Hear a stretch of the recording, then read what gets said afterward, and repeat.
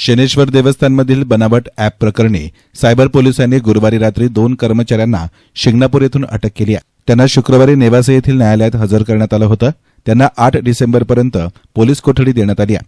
बनावट ॲपचा मुद्दा येत्या सोमवारपासून होणाऱ्या हिवाळी अधिवेशनात गाजण्याची शक्यता आहे।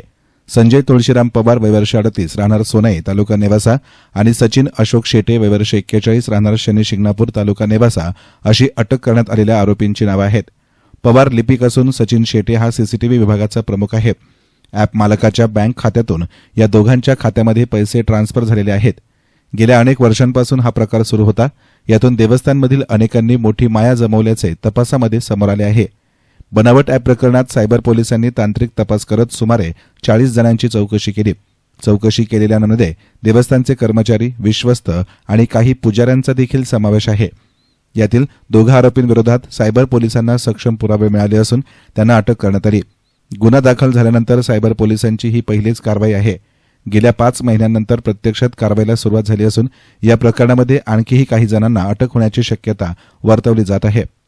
येसान मीडियासाठी प्रतिनिधी सार्थक थोरात, अहिल्यानगर।